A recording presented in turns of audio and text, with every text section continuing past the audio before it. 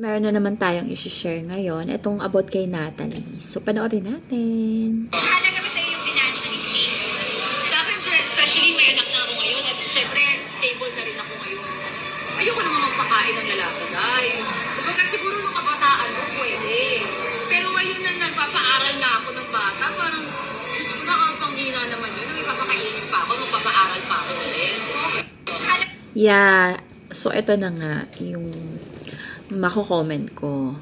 Kasi alam naman natin tumataas yung mga bilihin, 'di ba? Tapos may anak na rin si Natalie. So talagang kailangan talaga gamitin niya ng utak niya. I mean, mataas dapat talaga yung standard niya. Lalo na ano na din siya, stable na siya, 'di ba? So kung maghanap pa siya ng lalaki, bakit ano pa, 'di ba? Bakit yung papakainin niya pa, 'di ba? Tapos ayun nga, syempre pag may anak ka na, dapat ano na, practical na, 'di ba? Tulad nga nung sabi niya, ng mga kabataan pa, pwede pa. Pero ngayon, syempre, may pinapaaral na siya. So, kung comment ko naman doon, which is totoo talaga. Kasi, siya kasi may anak niya, so hindi ko alam kasi wala akong anak. Pero sa maintenance ko pa lang, sobrang mahal na talaga ng pagpapaganda. Ultimo yung veneers pa lang, magkano na? 210,000 yung binayaran ko. Plus yung sa baba pa, 'di ba? So, ayun, pero yun nga, ano lang naman yun, tawag dito. Sagot naman yun ng ex ko. Nakakaloka. So, ayun na nga, tawag dito.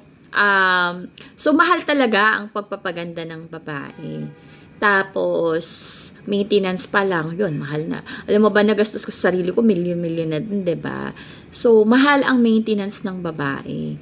Ultimo nails pa lang, magkano na, diba? So, buti na lang, tawag dito, okay naman. I mean, okay, kumaga parang kaya naman, 'di ba? So, mahal talagang maintenance ng ng babae. So, syempre, para sa amin kasi mga babae na mataas yung standard, kumbaga parang, syempre, ang pipiliin namin is yung afford kami. Kumbaga parang kung kaya talaga kaming i-sustain. Kasi, yun naman din talaga yung happiness namin, 'di ba?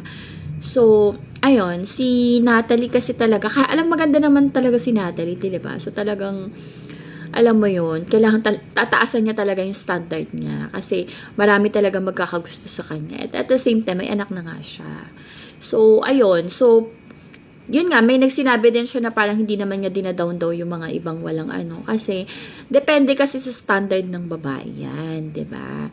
Kasi ako, meron ako mga friends, may kilala din ako, na okay lang yung lifestyle nila, hindi naman masyadong mataas yung maintenance nila, kaya okay lang sa kanila, happy sila as long na yung partner nila is parang nagtutulungan sila.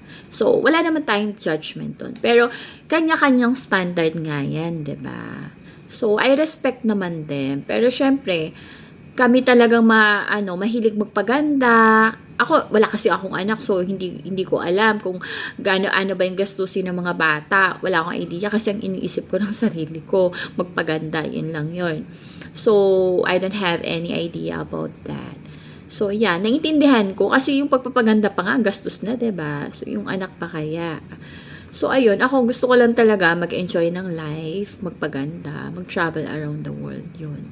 So, yun lang. So, as long as happy naman kayo sa mga partner nyo, go for it. Life is short, 'di ba? We live only once, so just enjoy life.